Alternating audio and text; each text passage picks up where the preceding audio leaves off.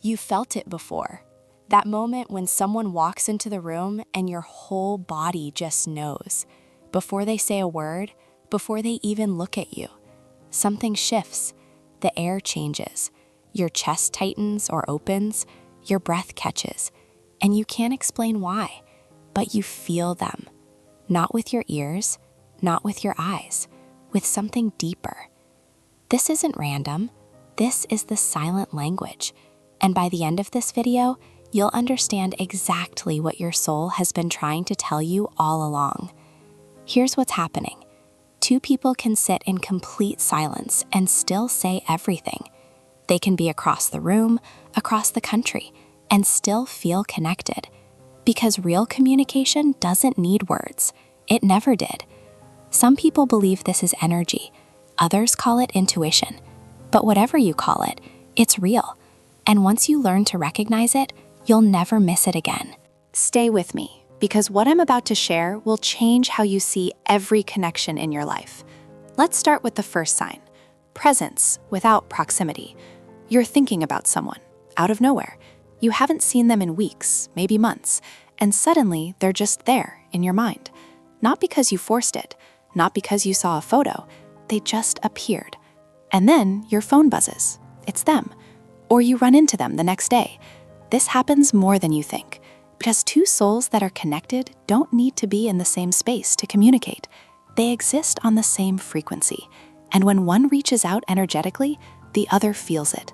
It's not magic, it's resonance. Have you ever wondered why you always know when someone's about to call? That's your soul listening. That's the silent language at work. Now here's what most people don't realize. There's a specific moment when this connection becomes undeniable. I'll tell you what that is in just a moment. But first, let me explain this second sign. Emotional echoes.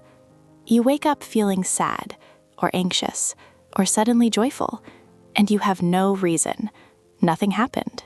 Your day was fine, but the feeling is so strong it sits on your chest.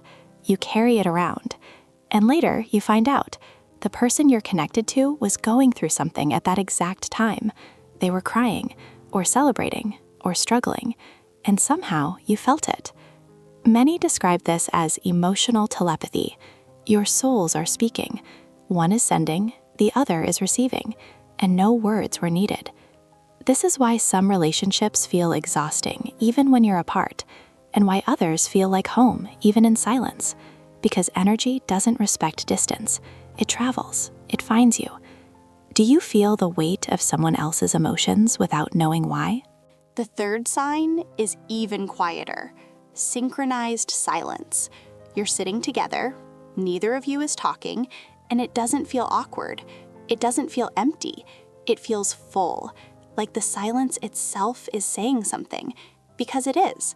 Some souls communicate best when the noise stops, when there's no distraction, no performance, just presence. And in that stillness, everything is understood. You don't space.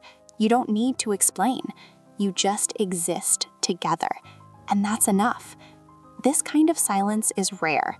Most people panic in it. They rush to speak. But when two souls are aligned, silence becomes the most honest conversation they'll ever have. Have you ever sat with someone and felt more connected in the quiet than in any conversation you've ever had? Let me tell you a story. A man was sitting in a cafe, alone, reading a book, and across the room, a woman was doing the same. They never spoke, never exchanged a glance, but both of them felt it, a pull, a warmth, a recognition.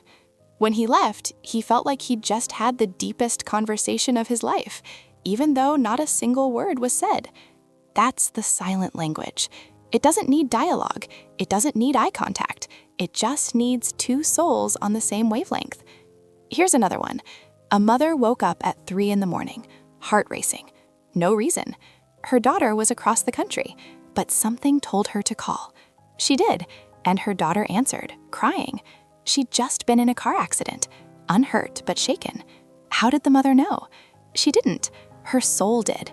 Because when two souls are connected, they don't operate on logic. They operate on something deeper, something instant, something that bypasses the brain entirely. Now, take a second. Think about your own life.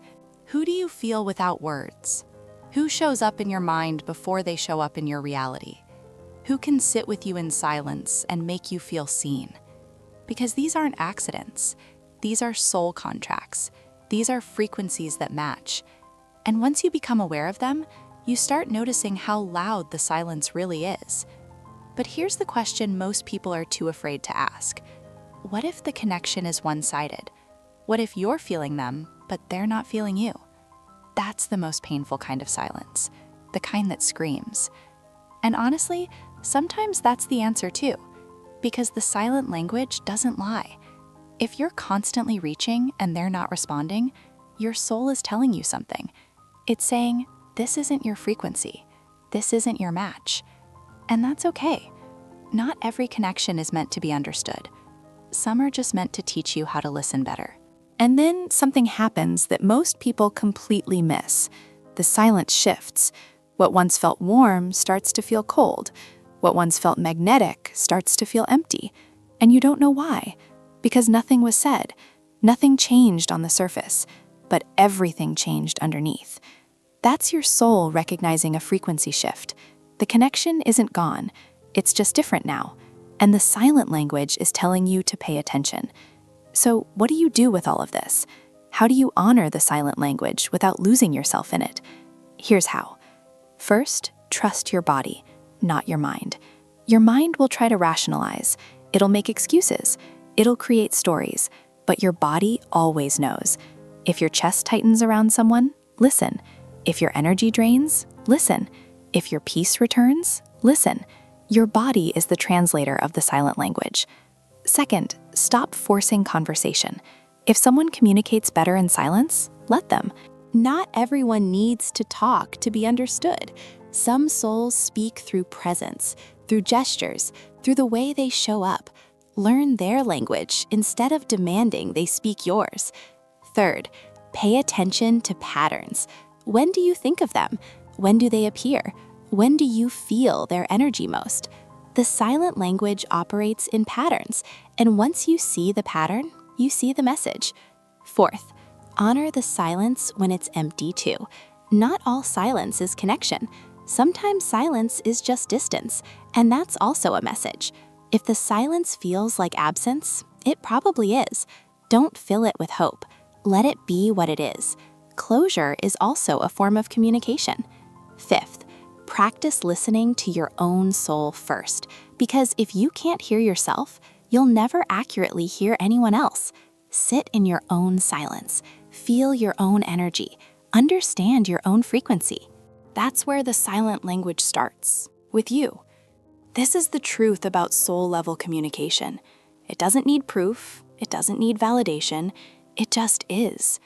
And the more you tune into it, the more you realize how much has always been said without a single word. Two souls don't need to talk to understand each other.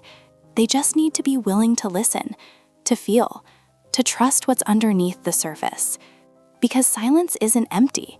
It's full of everything words could never hold. And when you finally learn to hear it, you realize you've been having the deepest conversations of your life all along. If this resonated, consider subscribing, because there's so much more the silence wants to tell you.